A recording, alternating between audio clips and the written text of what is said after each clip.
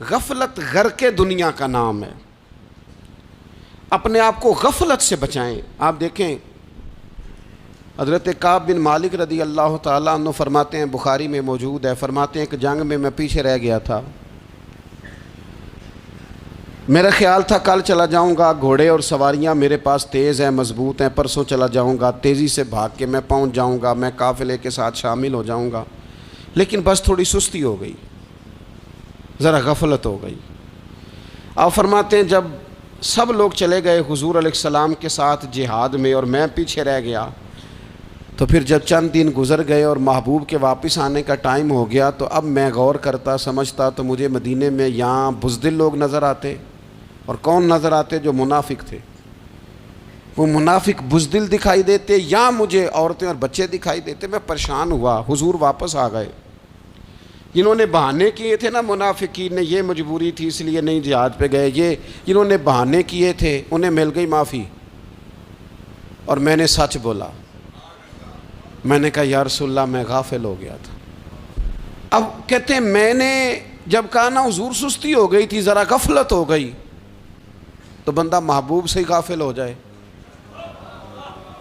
बंदा वहीं से गाफिल हो जाए। जो दम गाफिल सो दम काफिर, सानू मुर्शद एहो पढ़ाया। जब कहा ना हुजूर वो गलती हो गई, कोई मजबूरी नहीं थी, तो फरमाते हैं बाकियों को माफ़ी मिल गई, मेरे साथ हुजूर नाराज़ हो गए। एक दिन नहीं, 2 दिन नहीं, 50 दिन हुजूर नाराज़ रहे। मदीने की गलियों ने मुझे पहचानना छोड़ दिया। दरो दीवार से मुझे यूँ लगता था कि मैं परदेसी हूँ।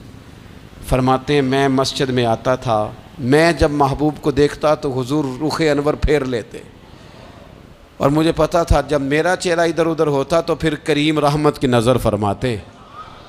फरमाते हैं 50 दिन मुसलसल। फिर मुझे हुक्म हुआ कि बीवी भी भेज दो, मेके बच्चे भी भेज दो, ननिहाल यानी तन्हा रह जाओ। फरमाते हैं वो मैंने कैदे तन्हाई काटी, लेकिन शुक्र अल्लाह का ये है कि मैं सच्चा था, बस ज़रा भूल गया था, बस ज़रा गफलत हो गई थी। तो फरमाते हैं फिर अल्लाह तबारक व तआला ने मेरे ऊपर फ़ज़ल ये फरमाया कि मेरी तौबा का ऐलान रब ने कुरान मजीद में फरमाया। तो गाफिल ना बने कभी भी। हमारा ना मसला ये है, और आपने नाराज़ नहीं होना, ढेर सारे लोग गाफिल हो जाते हैं, मालदार भी गाफिल हैं, साहिबान इल्म भी इल्ला माशाअल्लाह बहुत सारी जगहों पे गाफिल हैं। जिन लोगों को 4 लोग जानने लग जाते हैं, कोई मकाम हासिल हो जाता है, वो भी बहुत सारी जगहों से गाफिल हो जाते हैं इल्ला माशाअल्लाह। गफलत बड़ी तकलीफ़ वाला मंजर है।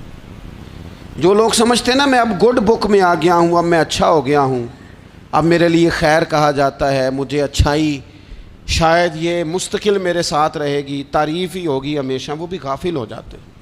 और ये गफलत ठीक नहीं होती।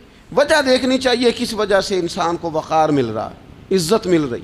अपनी ज़िंदगी से गफलत को उतार फेंकें।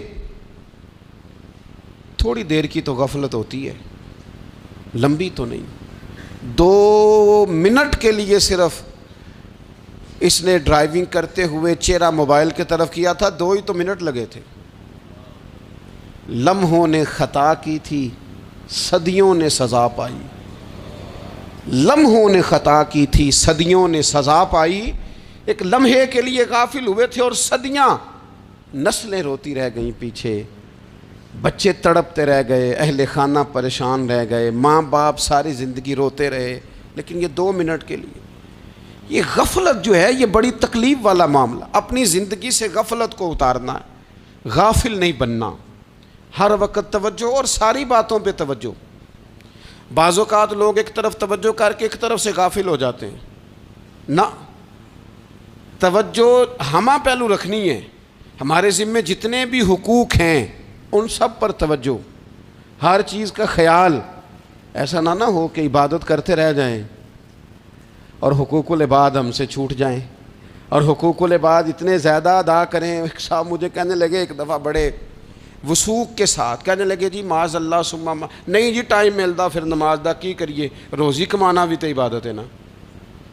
तो मैंने कहा आपने इबादत करना एक हिस्सा कबूल किया है, आपने कुल इबादत नहीं कबूल की। इबादत कुल है हमा पहलू। एक किस्सा